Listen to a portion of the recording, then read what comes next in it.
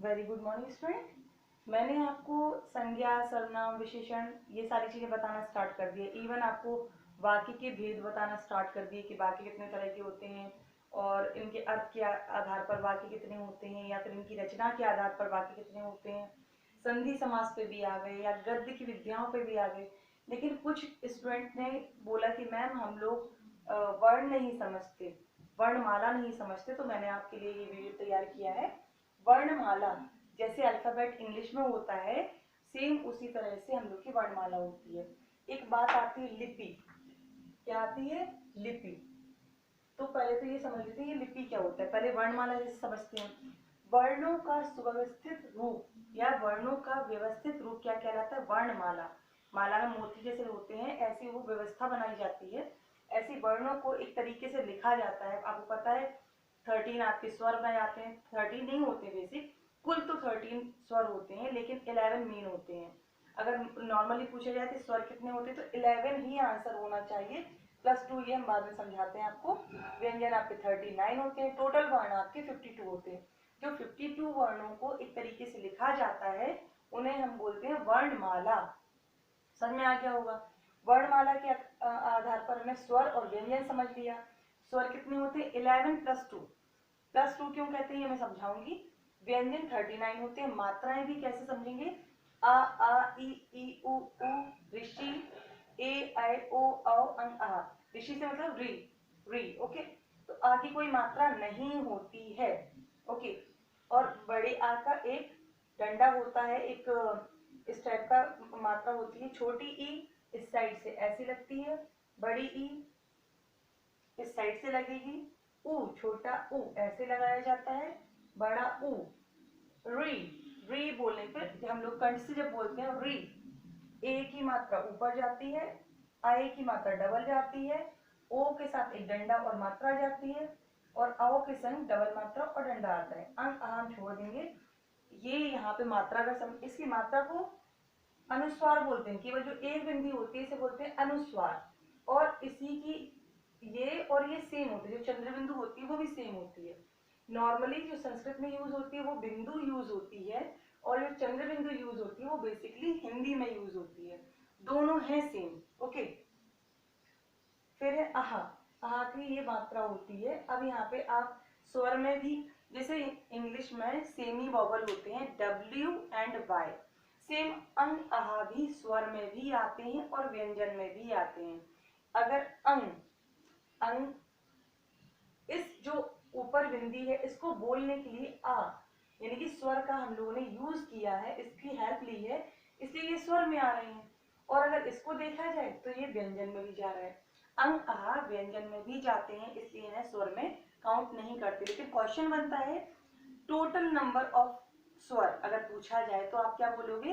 13। लेकिन normal way में अगर पूछा जाए तो हम लोग बताएंगे कि स्वर केवल 11 होते हैं। ओके, डीप में जाएंगे तो हम समझाएंगे इसको। मात्राएं आपको समझ में आ गई होंगी। अब लिपि पे आते हैं। इंग्लिश कौन सी लिपि में लिखी गई है? रोमन लिपि में। आपको पता चल गया। हमारी जो हिंदी है, हिंदी कहाँ कौन सी लिपि में लिखी गई है? देवनागरी लिपि। और याद रखिए हिंदी रटने वाली चीज नहीं है। हिंदी एक साइंटिफिक लैंग्वेज होती है। साइंस जहाँ आ जाए यानी कि प्रैक्टिकल जो नॉलेज होती है वो साइंस के थ्रू हर चीज को प्रैक्टिकल करके देखिए। सपोज मैंने कहा ये व्यंजन है का, तो ये व्यंजन तो है, इसमें स्वर मिला हुआ है। कैसे पता चलेगा? अगर मैंने अकेला का लिख दिया तो ये आपका क्या हो गया? स्वर। का अगर दिख रहा है तो ये आपका स्वर। इसमें जो हलंत लगता है अगर ये लिखा है यानी कि ये बिना स्वर का है। अब का बोल के देखिए, प्रैक्टिकल कर लेते हैं हम लोग थोड़ा सा। का बोलिए, खा बोलिए, इवन आप जो भी व्यंजन बोलना चाहें बोल के देखिए।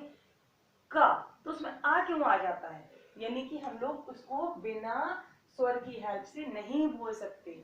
ऐसे वर्ण जिन्हें हम स्वर की हेल्प से बोलते हैं या स्वर की हेल्प जरूरत होती है वो व्यंजन कहलाते हैं। बाकी ये स्वर होते हैं। स्वर की हेल्प मैंने आपको पहले ही बताया है कि घर में जैसे जो बच्चे होते हैं और बुजुर्ग होते हैं उन्हें किसी की नीड होती है, आवश्यकता होती है कुछ काम करने के लिए, बाहर जाने के लिए, कोई भी काम करने के लिए। हम लोग सक्षम है, हमें गाड़ी चलानी आती है, हम मार्केट जाते हैं और अपना काम करके आ जाते हैं। हम लोग क्या हो गए? स्वर। हमारे जो घर में छोटे बच्चे हैं वो क्या हो गए? व्यंजन। जो बुजुर्ग हैं जो अपना काम खुद नहीं कर सकते वो कौन हो गए? व्यंजन।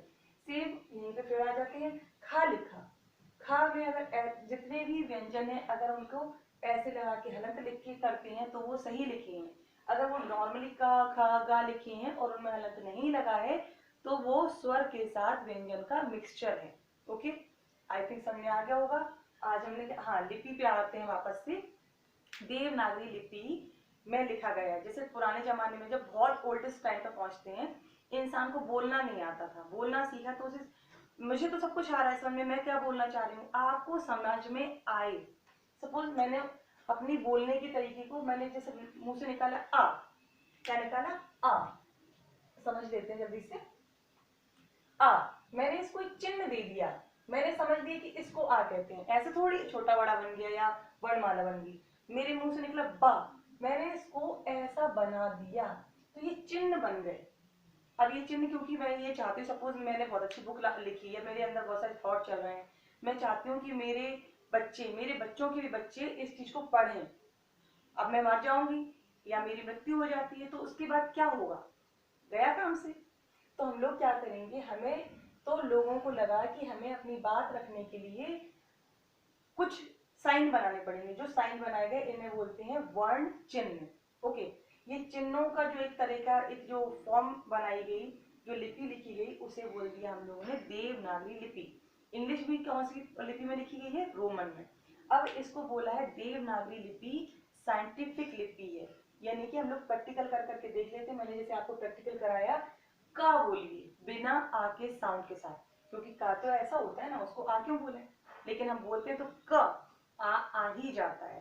तो हमने समझ लिया है कि हाँ जो बात कह रहे हैं देवनागरी लिपि वाले वो राइट है। आज हमने क्या समझ लिया आपको बता दिया। वर्णमाला क्या है, वर्णों के सुव्यवस्थित व्यवस्थित रूप को ही वर्णमाला कहते हैं। वर्णमाला में कुल 52 वर्ण हैं, उसमें से स्वर अगर टोटल पूछे जाए तो 13 है, अगर टोटल नंबर नॉर्मल पूछा जाए तो 11 होते हैं।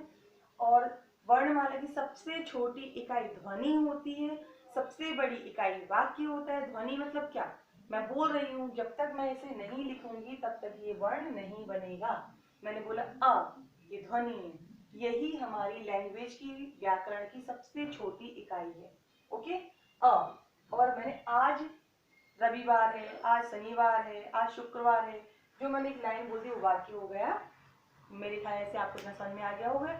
स्टार्टिंग के लिए काफ़ी है, आज समझिए। मैं फिर से इसको लेके आऊंगी और डिटेल में। तब तक के लिए बाय बाय।